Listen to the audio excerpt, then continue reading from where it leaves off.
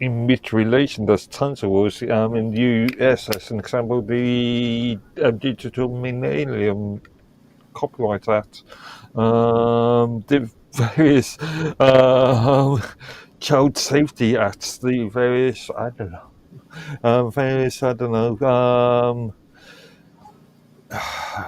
making sure that internet servers are not exploding rules. Okay, now this is basically a generic explanation freaking of what the World Wide Web is. It allows documents and other web resources to be accessed over the internet according to specific rules of the Hypertext Transfer Protocol, the HTTP. Oh, you mean those sort of rules? Yeah. The request for comment rules and the ISO standards and the IEC and standards, and there's a lot of rules.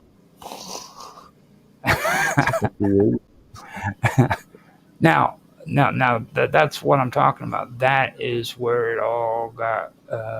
That's where it all became the big scam, dude. Everybody freaking fell for it. They're like, "Oh, this is just an open society of free information." And it can be. They didn't bother to think that freaking once they put that HTTP on that shit, everything you freaking do, everything you say, everything is already being monitored. They can freaking track you because of your freaking address. Okay. That's why you shouldn't publish your address everywhere. But that's my whole point. Now they've gone from, it was like me and you had the conversation on Minds Roundtable, okay, about the VCR and the reason why corporations hated the VCR with a passion, okay. Yeah. And the reason why is because license agreements, really. No, it was really untraceable. That's really what annoyed them. Okay, like they had content that they were broadcasting over the television, and this was organisations where that's why Betamax never got off, because of the license agreement. But they wanted to push this metadata. Like you do with metadata. Yeah, they wanted to push this metadata afterwards because they seen it as an issue when it came to freaking people being able to just freely record TV shows. You know what I'm saying?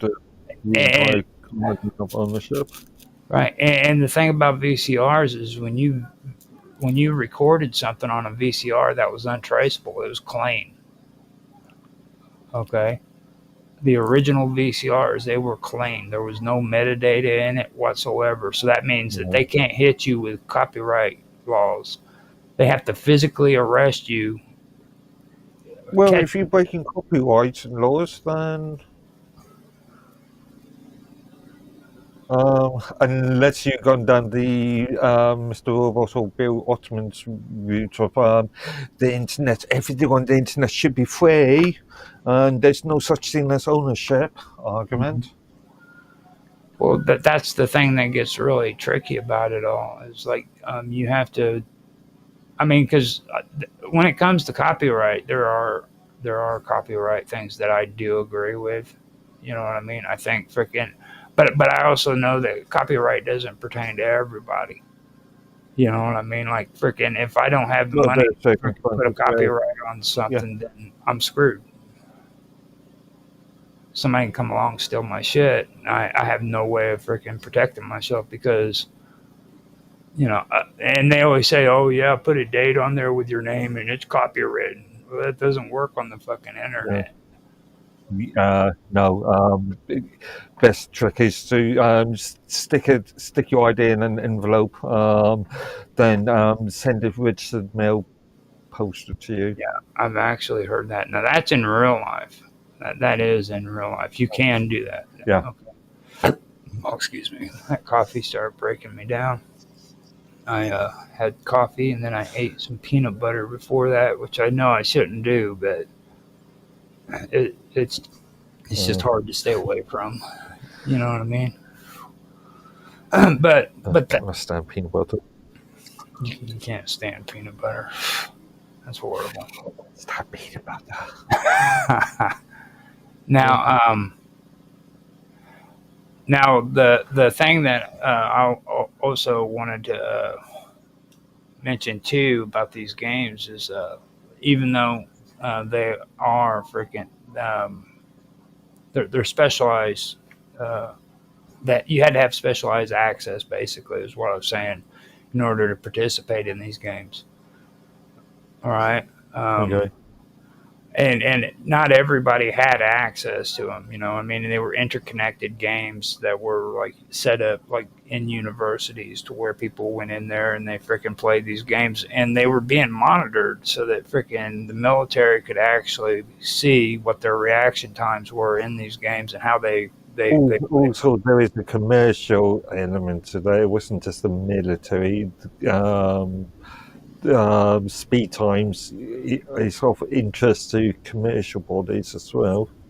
you also have to take into consideration the time periods. Like in the 70s, that was the military's time. Now in the 80s, when it started getting commercial. You know, with CompuServe and what we were just talking about, that was when everything started getting commercial. And I think we even had a conversation too where there was a company that ended up getting into a freaking lawsuit over video games because I think it was the ones that came up with the pinball machines. They they ended up freaking getting into it. Well, yeah, it was over Pong, over the rights to who actually owned Pong. Okay. They were actually contractors for the freaking United States government, and they had the rights to it. This one. Yeah. And they actually, I've heard of it. mm-hmm. And they had the rights to it, but when they had it, it was called ping pong, and the ones that we're aware of that was on Atari was actually Pong. Yeah. You mean on the Atari 2600 series machines, yeah? And see, the thing of it is why I think all this is interesting is because of the growth. Okay, when it comes to games, like now, gaming is the largest segment of the entertainment industry. To be honest with you, I don't know. I would have to have a look at actual data on that one. I'm pretty sure it's higher than both film and music combined. From the last time I've seen it. It's really, really high. I mean, on GDP. And you know, when we were talking about Activision too, you know what I mean? Like freaking that was a big deal. That was freaking the entire freaking EU that put their noses into that freaking transaction. Yeah, but also we get issues with the game industry these days, or the mainstream gaming industry. Have a look at all the corruption that happens, Mm-hmm. the allegations that are made.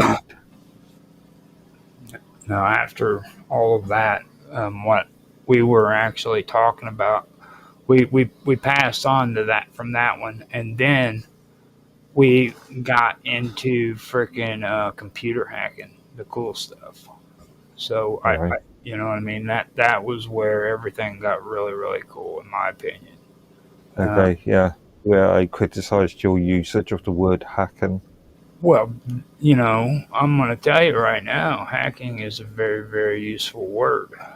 You know what I mean? It really is, because I agree with you, but I also agree with Mr. Robot on some of his points too. You know, Okay. because like with your points, I do agree that freaking hacking doesn't necessarily mean freaking hacking a computer. Okay. Yeah. There are people who like life hacks or hacking freaking cooking hacks. things of that nature. So the term, I mean, it's basically it has been misused in the computer industry for the last 30, 40 odd years. Yeah, what you or called it 30. the bastardization of the word hacking is what I Yeah, remember. something like that. Yeah. The only thing I disagree with you and Robot over is the fact I think that all of it was done intentionally. Okay. I personally believe that all of this was done intentionally. And So because I believe that they really wanted to come down on the internet community with harsher freaking rules and regulations that they had to follow. And I used, what was his name again? He was the guy that parachuted out of the airplane with all that money. Um, oh God, let me. I'm gonna run his name up again because this is Richard real, Branson? huh? Richard Branson? No, he was back in the Oh, 70s. He okay. parachuted out of an airplane. DB Cooper. Okay. Now Okay. this is where my conspiracy about the whole thing comes into play because a lot of the conspiracy theorists believe this, and I think they have actually a good argument here. The older conspiracy theorists. Now they believe that DB Cooper was actually a government agent who freaking staged the whole thing. Okay, and the reason why they were doing it was back during the 70s. There were And a on lot. stage, what then? He You said staged. stage. Well, see, the whole thing that took place was he was supposed to have been on this airplane. He stole like $2,000 back in the 70s, 20,000 Yeah. somewhere around there. I think it was $20,000.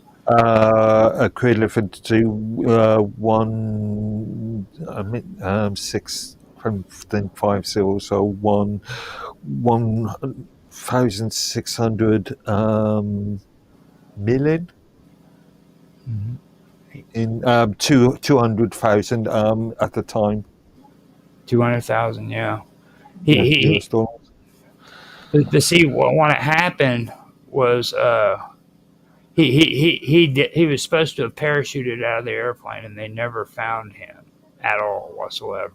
Yeah. They found some Yeah. of the money eventually, but not all of it. Now the big conspiracy is that this guy was an FBI agent, and the reason why he did this was he was staging it so that freaking it would later make it possible for the government to come up with freaking stronger regulations on the airports, which they eventually did, like maybe 6 months later.